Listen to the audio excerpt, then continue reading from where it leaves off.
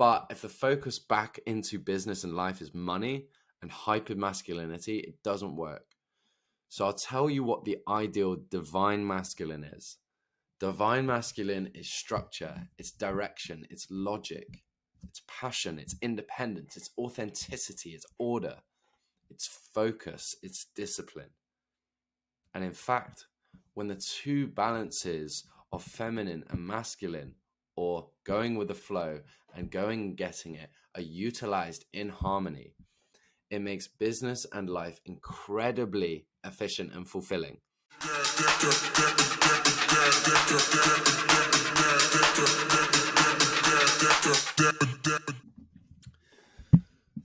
Welcome back to the Happy Positive Energy Game podcast with me, your host, Luke Anning. And I hope all you beautiful people are feeling bright and warm. And if not, that's exactly why I'm here.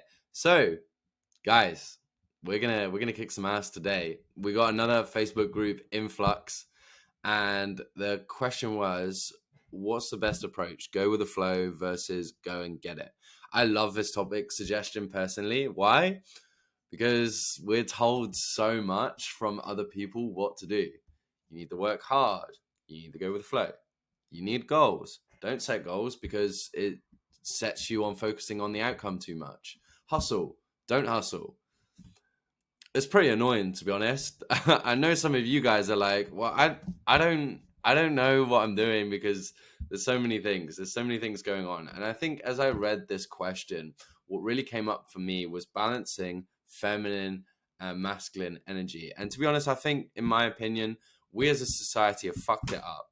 We've told women that they need to be more masculine and men that they need to be more feminine, but have also extradited our natural way of being, which is where we get lost and we get the hyper extremities of each side with a lack of balance in the middle. So at the end of this, I'm going to give you some tips at the end to how to utilize what we're going to be talking about in this podcast. But like I said, I think we're really talking about feminine and masculine energy. And if we're not, well, we're going with it anyway. So go with the flow means to me being in feminine energy, being open to receiving guidance, being in a space of internal guidance, which we'll talk about in a bit. But to some people, go with the flow can mean doing what others are doing. And let me tell you what going with the flow isn't and shouldn't ever be. My past version of myself is a really good example of this. So my past version of myself was, this especially in university, was not really doing anything. I would have looming deadlines for assignments and I would just be chilling. I'd be chilling with my mates. And I wasn't even being myself. I was using weed and drinking as an escape, but I was just telling people I was going with the flow. You know, like people would say, oh, so what are you doing like in the summer? Oh, I'm going with the flow. Oh, what are you doing after university? Oh, I'm going with the flow. And people stay in this go with the flow attitude for their entire lives. And this is the misconception with going in the flow. I think many people use it as an excuse to not be accountable, to be overly sentimental, and to not actually take guidance and step forward. Going with the flow should mean you're open to receiving intuitive guidance and being in creation. It's not an excuse to do fuck all.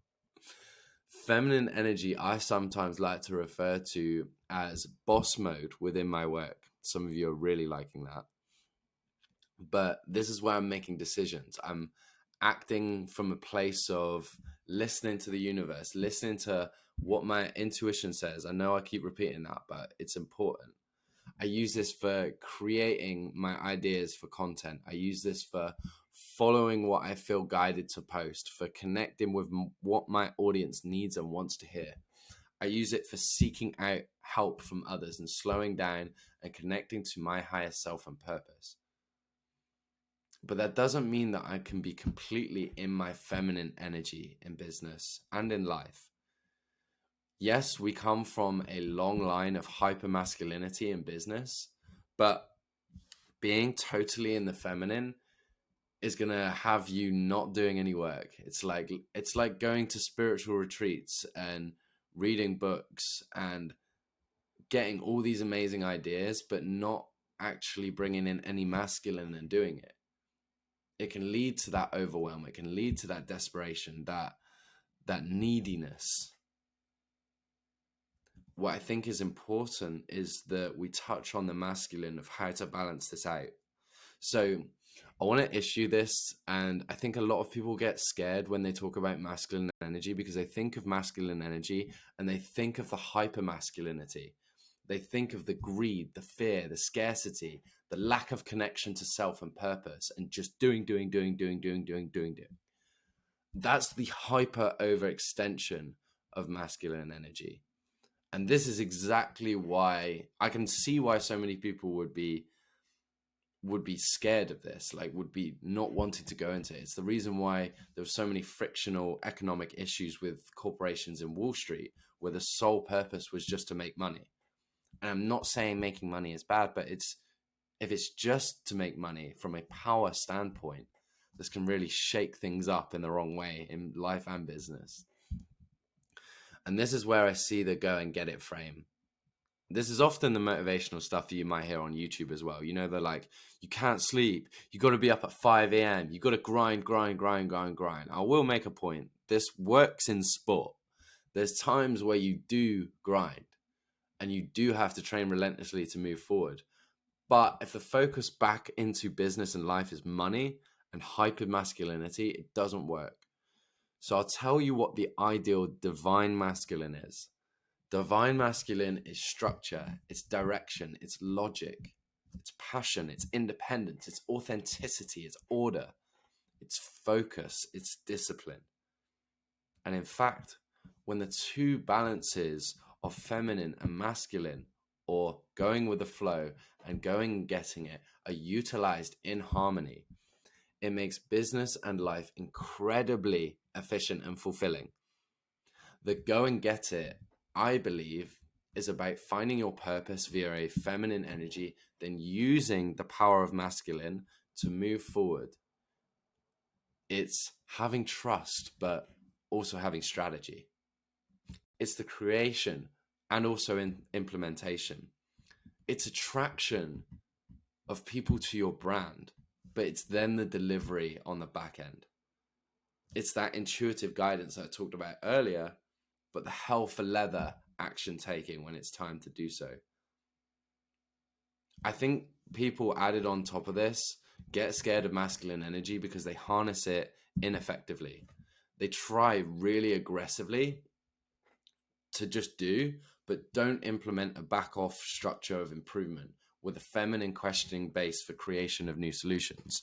So like, let's say you do something for the first time or a few times and you're doing, you're working really hard, but you're not working smart.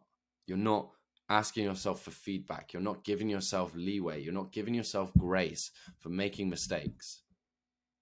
You think that everything has to be perfect.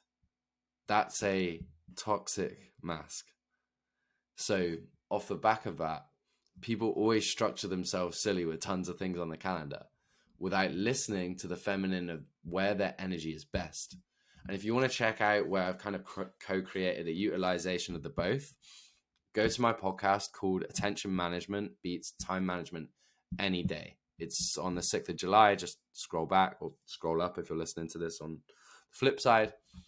But essentially, I think the most important thing is utilizing effective masculine energy with effective structure that can allow you to actually be in your feminine more, as you don't need to overexert yourself because you have truly done enough. And then you're utilizing the feminine energy of trusting that you're doing the right things. So how can you guys do this? Well, I think there's 2 steps here. One is going to be feminine. One is going to be masculine. One is the go with the flow, and one is the implement, go and get it, take action. And I want you to firstly take a moment. Maybe that's not now, but this is where you're going to tune into your feminine. You're going to tune into your receiving, your flow of what you feel is right. Feel. Notice I say feel, not what you think up here is right, but what you feel is right, and get some guidance. So firstly, what areas in my life or business am I ready to improve? And I want you to listen to your gut, like take a deep breath here, like, What areas in my life or business am I ready to improve? What are the most important ones? Listen to your gut. Listen to your gut on this one. Here's a fun little one. Where would I like to have more fun within my day to day that would give me the energy to receive? That's like kind of like, how can I fill my own cup up so that my own cup just feels naturally ready to flow out onto others? So, second of all, masculine. What would a structure look like for implementing my internal guidance? So, I actually want you to create a little action plan for the week. Now, this is based on your energy and having fun, also known as being in your being, whilst also giving space for the discipline of doing. And be nice to yourself. Like, you're going to fuck this up. And everybody is different.